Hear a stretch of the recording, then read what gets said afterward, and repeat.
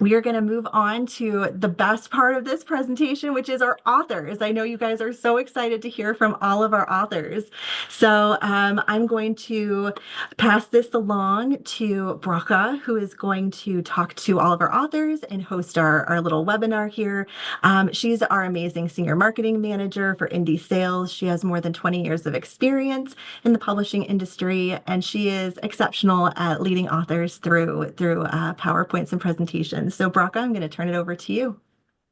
So much, Valerie. Thank you all so much for joining us, especially you indie booksellers. And I know we have a couple of librarians in here as well. And then obviously our incredible authors. It is my sincere pleasure to be the one introducing you and chatting with you all today.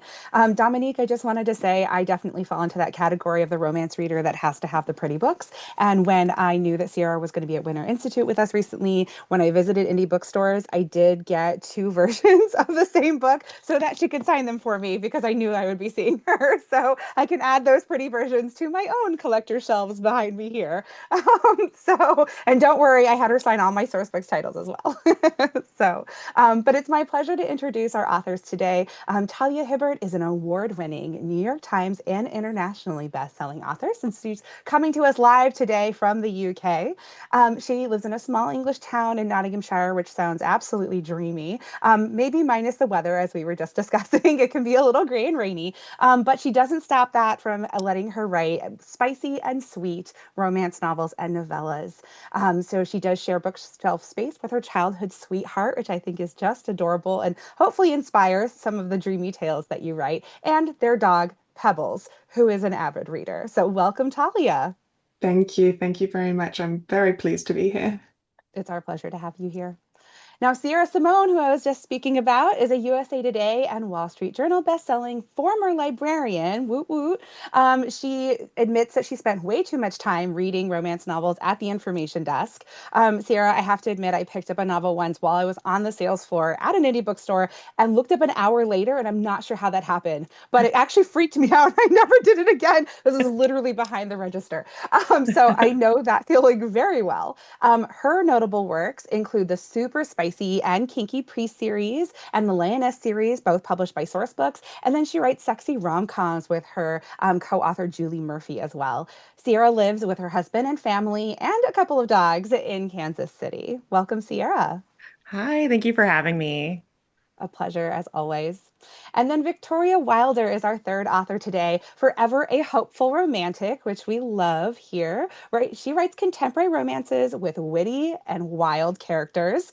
I do love the wildness of those characters as a bourbon drinking, motorcycle riding, tattoo having girly myself. Your characters speak to my heart and soul.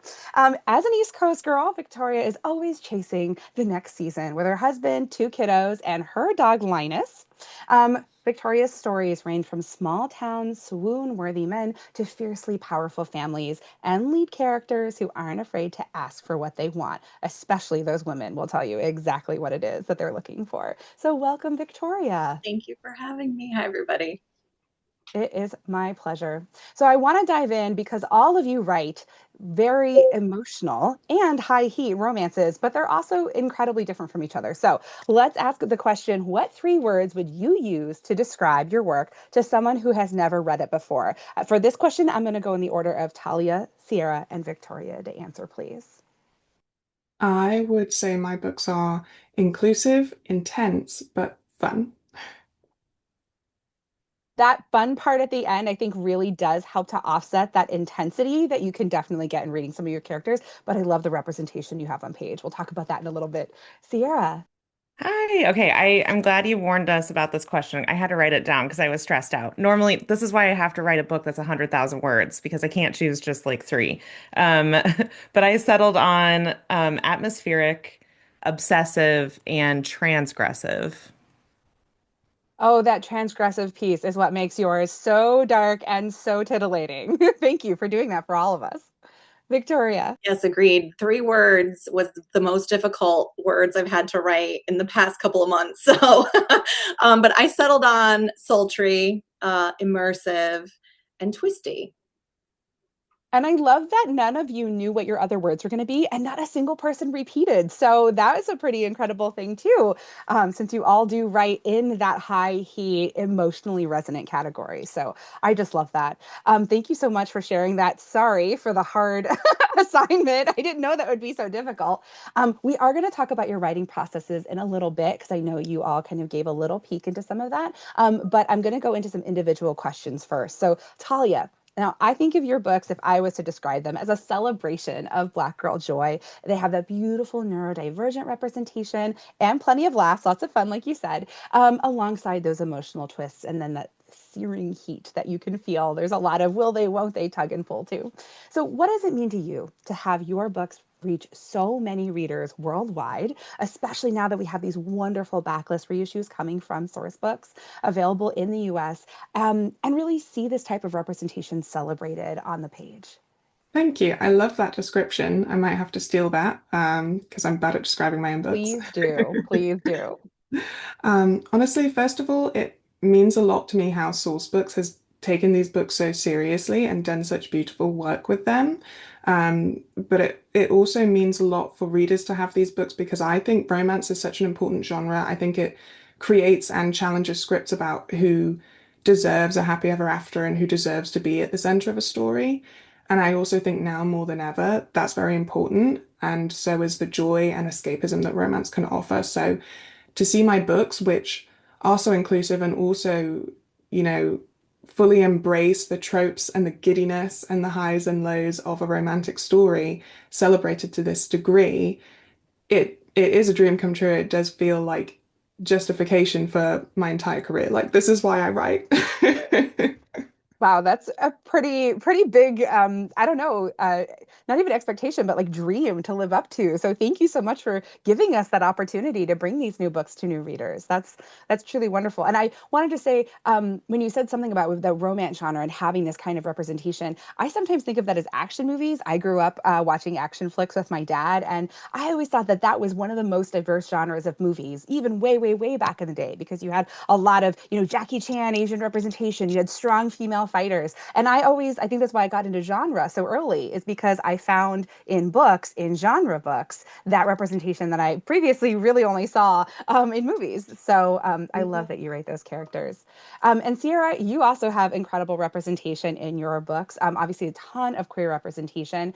And when I started working at Sourcebooks several years ago, your pre-series was the first one that I did read. It was my introduction to your writing. I went and got everything then that I could by you. But I admit I didn't anticipate a return to this world so many years later. So, now that we were bringing out Midnight Mass and then Devil and that indie exclusive edition, can you talk about why you've revisited this world and what it means to you and why it was so important to bring Devil into an indie exclusive edition? Yeah, so I probably don't have this reputation, but I do promise that while the pre-series is kind of scandalous, that I'm kind of an accidental heretic. I didn't wake up and choose blasphemy. I started writing this series because these were things that were really that really possessed my creative brain, and I try not to write a priest book unless I am asking myself new questions about what it means to live a holy life. And so that is why there's such a great space between the publication of Priest and Sinner and then Sinner and Saint and now Saint and Devil, is because I'm not willing to sort of play with such intense creative tools unless I feel there's a genuine and necessary need artistically for me to go into that space. And so when I was thinking, okay, I'm full of a lot of feelings. I think it's time that I come back to this world and kind of figure out what I'm feeling about these things.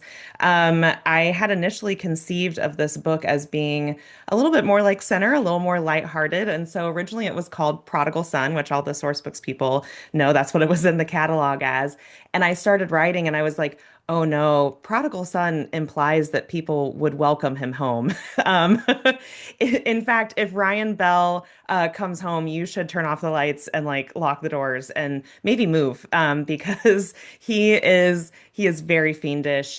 He is probably one of the darkest and most morally gray characters I've ever written. And so instead, I was like, we have to change the title of this book to Devil, to really reflect what he is. But one of the things that I think about a lot with the kinds of books that I write, which are mainly taboo, mainly forbidden romance, pretty intense emotionally, is that they require matchmaking a little bit. So I think that there's a lot of really wonderful and lighthearted books that if you handed that book to someone and it wasn't a great fit, it wouldn't ruin their day. You know, they would kind of be like, you know what, this book wasn't the right fit for me. That's totally fine.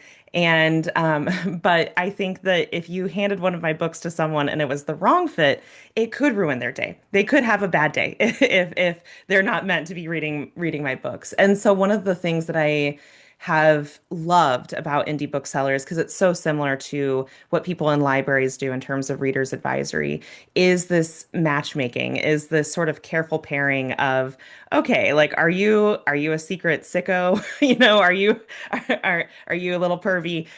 You know, right? That there's this really beautiful thing that booksellers do where they match readers to the book that they're meant to walk out of the store with that day.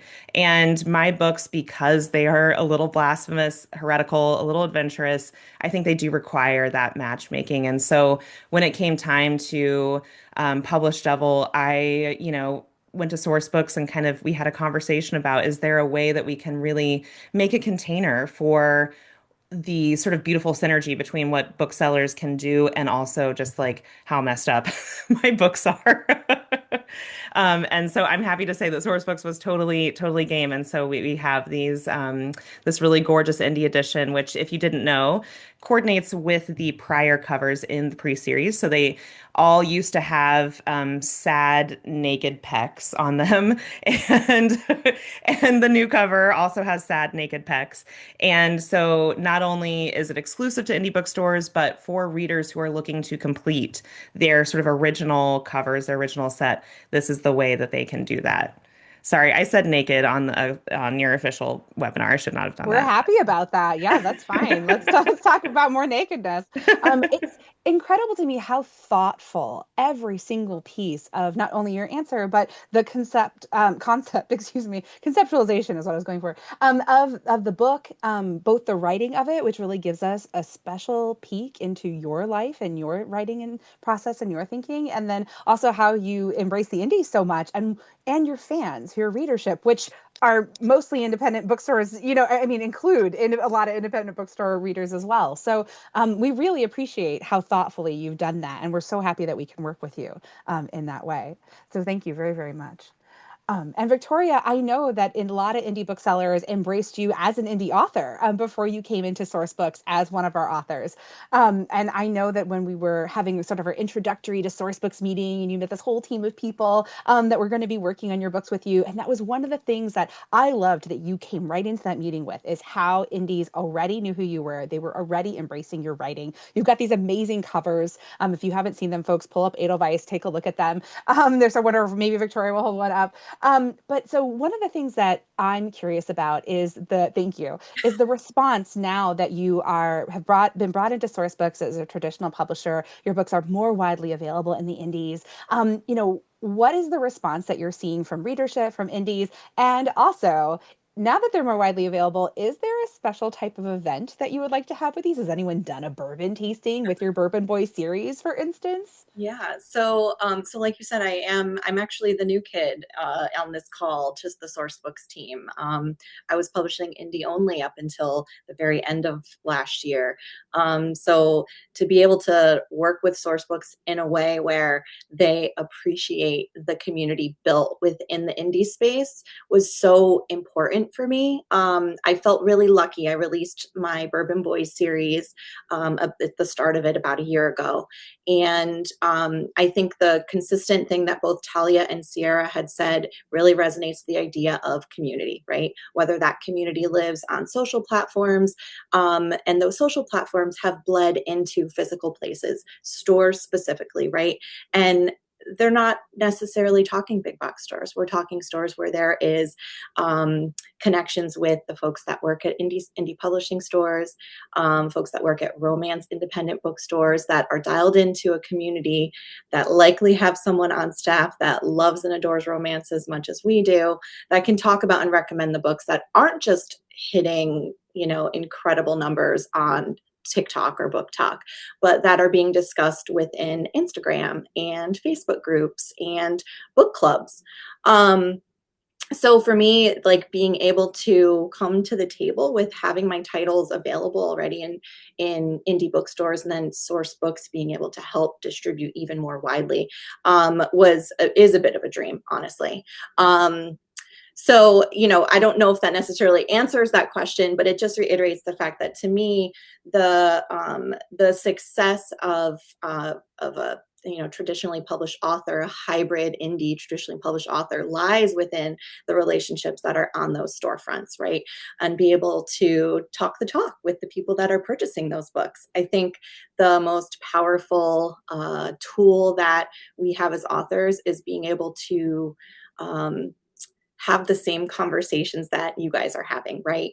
To be able to talk about the most amazing titles that Sierra just put out, or the new release that Talia just had, and to be able to talk shop about what are these subgenres like Omegaverse or paranormal romance. And I think that, to me, that conversation resonates more beautifully in indie bookstores for that community reason.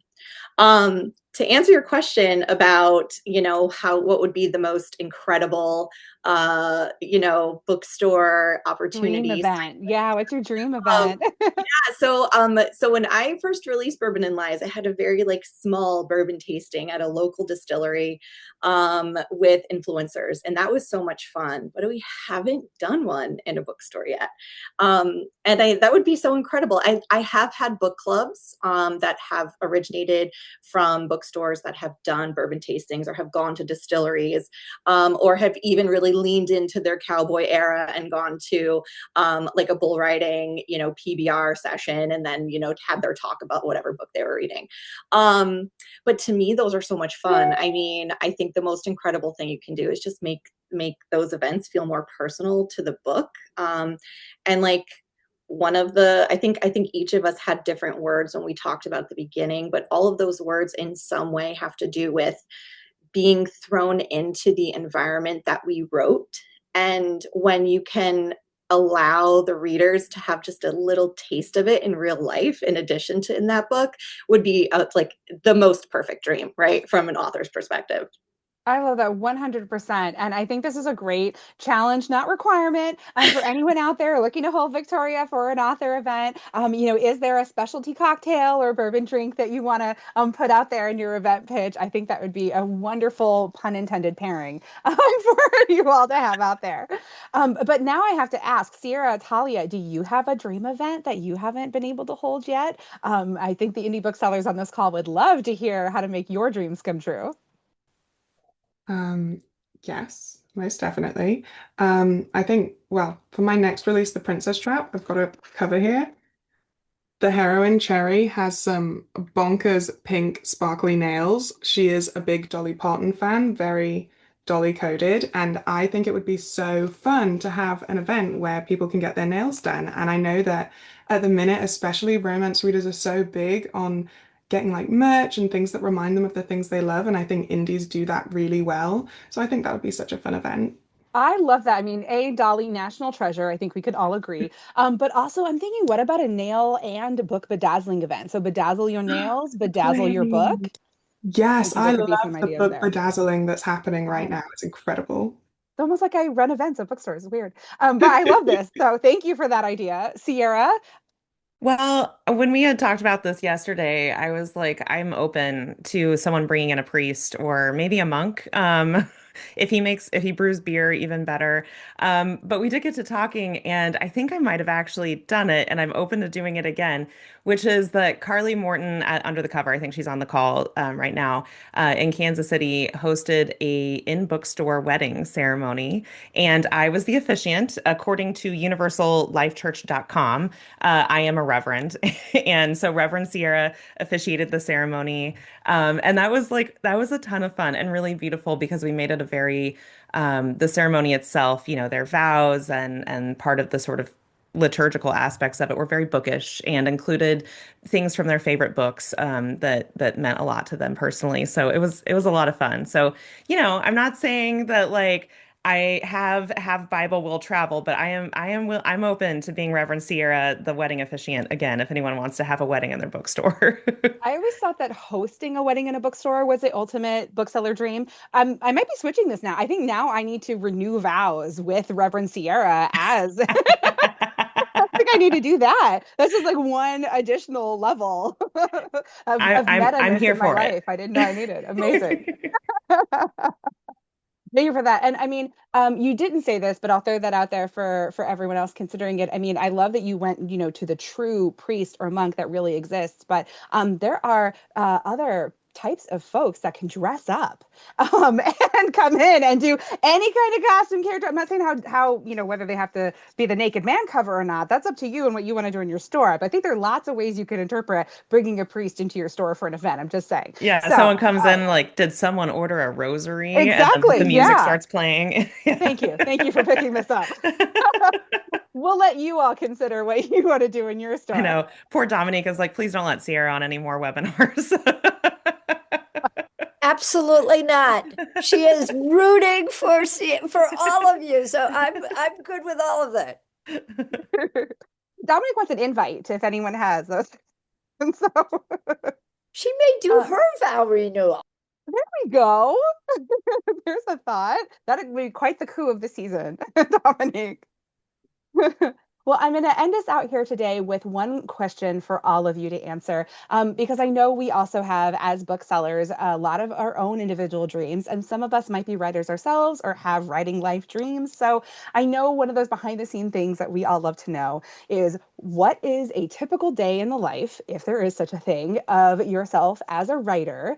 And my favorite question, are you a pantser or a plotter? And so for those who don't know those two terms, a pantser is someone who flies by the seat of their pants and they might write down scene by scene, or they might just start with an idea and build it out from there. And a plotter is someone that usually has an outline or something that they're working from. They've plotted out the book.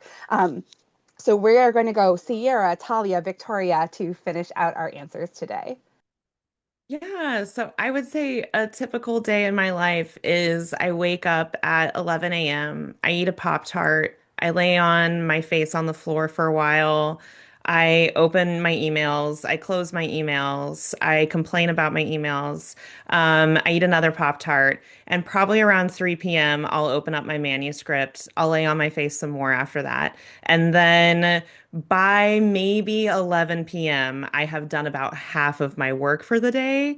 And then something happens. I don't know what it is, but the stars come out. And between 11 p.m. and like 1 a.m., I do all like the rest of the work in such an expeditious way that I'm like, why couldn't I have done that all day? But I think the Pop-Tart face pattern is like, it's really like priming the pumps, you know, like creatively. And I am definitely a pantser, although my old joke is that, you know, the cross between a pantser and an outliner is a panty liner. And so I would say that I'm a little bit more on the panty lining end of things because I do generally have an idea of where I'm going. It's just a little bit hazy. I have not heard that joke. That was Really? I've been telling that joke beautiful. for like 10 I years. don't know how I've missed it, I but found the I one will person who hasn't heard it. This is be great. using it now. Obviously, full credit to you. I do think the Pop Tarts are probably one of the really important pieces of that writing process. Yeah. But you're not alone if you haven't. You probably have. You've been doing this a lot longer in a professional capacity. But you're not alone in having that really intense period of creativity in the middle of the night. And everyone, including Ben Franklin, used to write in really creative periods in the middle of the night. So there's really something to that. So I don't think you should, you know, ever feel like don't don't mess with the genius of what you've got going on, Sierra. Yeah. Yeah. Everyone who wonders why you get emails from me at 3 in the morning, I'm just like Ben Franklin. So, Exactly. yeah. And Talia, can you describe your process? Similar, different, what's going on in your world? Quite similar. And actually, Sierra, you've just made me feel so much better about myself because I was like, I can't tell the truth about my typical day. It's gonna sound nuts, but now here we are together. So I do get up quite late and I do have the obligatory period of doing everything but writing my book, which for me is usually, oh, I'll take the dog for a walk. Oh, it's a beautiful day. We'll walk a bit longer. Oh, look at this lovely cafe. We'll sit here and drink some tea. And then when I get home, this place is a mess. Now I have to clean up for several hours. But I like to write as soon as I can make my brain write, which ideally would be first thing. It would be what I gave all my energy to, but it doesn't always work out that way. And I probably do about 4 hours, take a break to eat something, and do my admin while I'm eating, which is probably not a very healthy habit, but here we are. And then I like to go over what I've done previously, clean it up a bit, and then plan what I'm going to do the next day.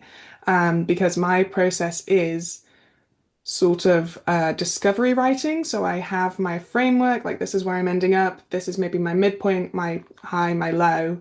And then I sort of fill in those gaps as I go so that I don't get lost, but I also don't lose the spark for myself because I'm easily bored.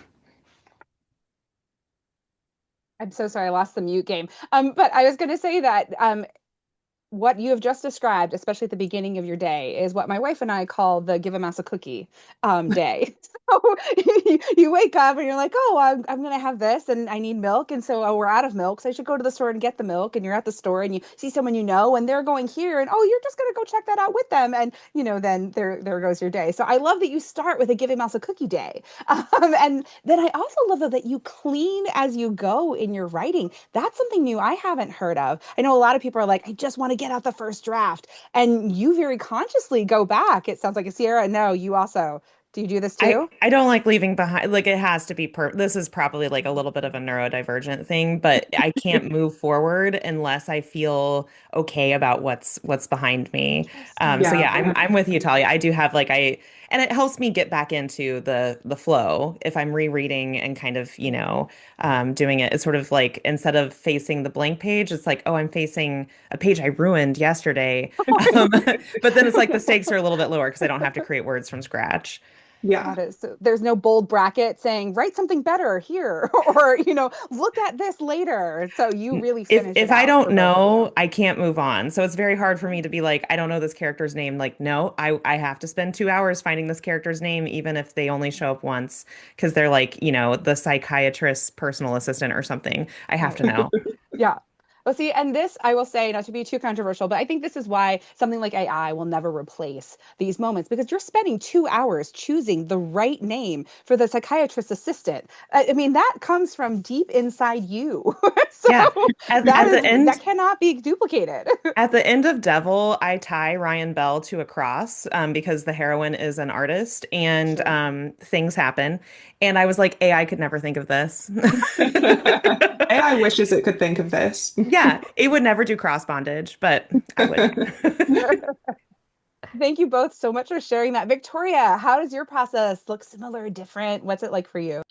There's some similarities for sure. I have the best of intentions every day of writing I have a small group of authors that I try to sprint with that kind of hold me accountable.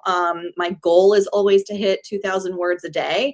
I never hit my goal, what I think I'm going to do. Like some days it is 250 words and other days it's 3,000 words. So it really just depends. I'm trying to give myself more grace about what my process is and saying that is my process. I am a discovery writer. I am a pantser when it comes to my first draft. But I think what so many readers maybe don't realize is there are so many drafts. Like I have so many drafts. I have so much dev editing that goes into and back and forth. And because I'm a discovery writer, I have to write chronologically. So I am rarely jumping to the end of my book to write the last chapter. I don't know what's happening in my last chapter oftentimes. Like I have ideas and oftentimes my stories start from this craziest idea, right? A great song I heard that I can imagine these two main characters dancing to. And that's where, you know, maybe my climax ends up being at the end. But Sierra actually had done this talk a while ago that I listened to about really jotting down the things that resonate with you. And I have this mad, you know, Hatter version of a notes app of all the things that just like give me a moment. And it's like the silliest things, right? Like this amazing dessert I had, this super describable sex scene I somehow came up with whilst at a kid's practice, you know? So there's just a lot of parts of my writing that happen throughout the day. But when it's time to actually write, I actually write very well, unfortunately, when I'm on deadline. And then I have to have things that are delivered. I wish I was as structured as some of my colleagues are, but I really do well with a deadline. And I think that's what allowed me to start publishing to begin with, was giving myself real deadlines, and not just like this pie in the sky I'd love to write kind of thing. You know, and those sound lovely, but the real deadlines are the ones that actually make me write the story and probably make me write the really good story. So yeah, that's my So process. you don't fake a deadline for yourself. You have to keep No, to your real deadline. you know, I've tried that. It doesn't work. No.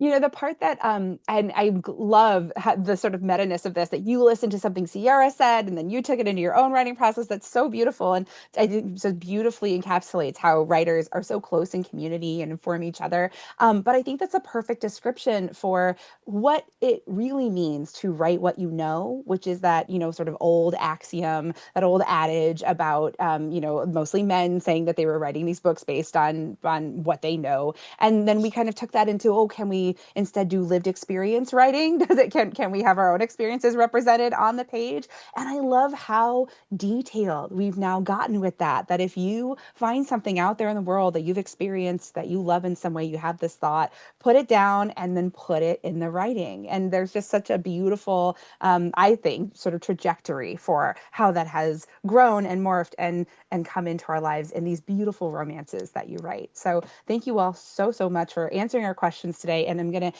end with the request that you all please describe the next book that is coming out from Sourcebooks to our beautiful independent booksellers here. So I'm going to go Victoria, Talia, Sierra for this. Victoria?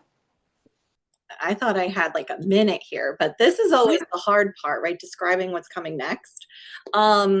So my series, the Bourbon Boys series, which I will so elegantly hold up right here, is based on three brothers that run a bourbon distillery in a small town called Fiasco, Kentucky.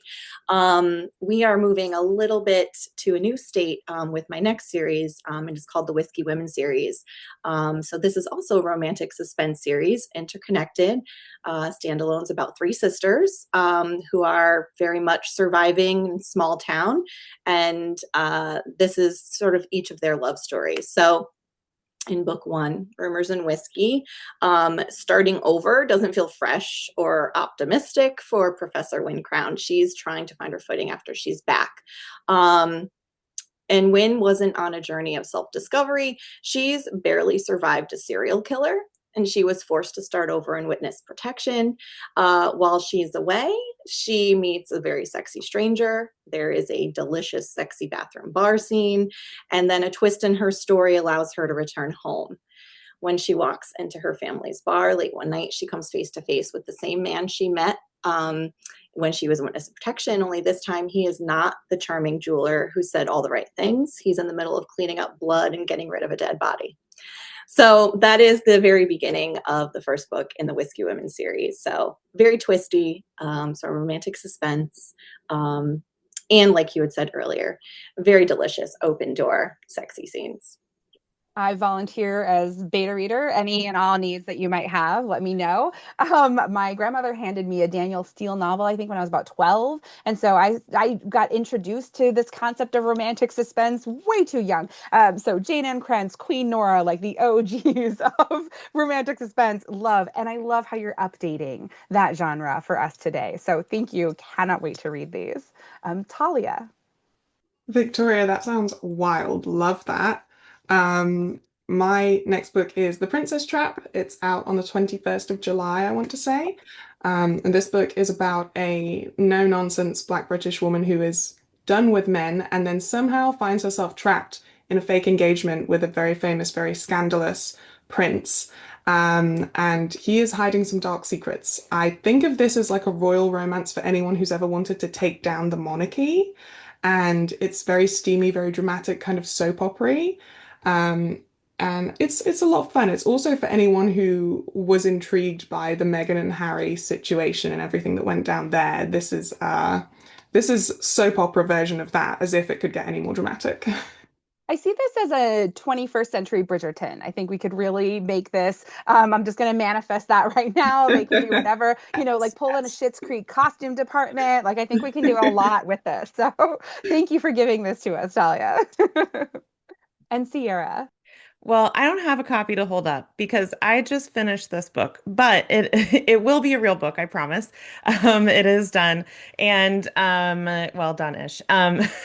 All the words are written. I just have to make sure they're in the right order now. Devil is about the last Bell brother in the pre-series. This is a group of brothers who have had a very traumatic thing happen to them when they were younger, involving their sister. And this is, years and years later, each of them have kind of dealt with their feelings about the church and about God in different ways, different horny ways. And the last Bell brother is the book starts, he's in college. He's 22, it's his last year of college, and he becomes obsessed with his art teacher in studio. And they share a kiss, they're caught, and it ruins her life academically and also in the Catholic art world. She can no longer sell her sculptures to churches and monasteries because her reputation has been kind of tarnished. And Ryan finds her 7 years later and says, I can't stop. I haven't been able to let you go. I will give you all the money you need to take care of yourself and your sister, who she's taking care of, if you spend a year living with me for purposes of passion. Um, and one of the things that I really was really juicy about writing this book to me is how the darkness in the book is really like inside the characters. So this is not a dark romance where people are murdering anyone or throwing anyone into trunks. Ryan is just like one bad day away from taking hairs off of Birdie's hairbrush. So like it's a very intense dark romance, but it's kind of inside the characters. So if you're looking for a dark romance that is not necessarily bloody, this is the one. As a recovering academic, it does my heart good to have at least two books now on this list that I can really sink my teeth into that have people from that world. And then Talia, I love that yours is going to be such a departure from anything that I personally would have ever experienced. So thank all three of you so much for bringing those books to Sourcebooks, bringing them out into the world with us. And I appreciate all of your time here today.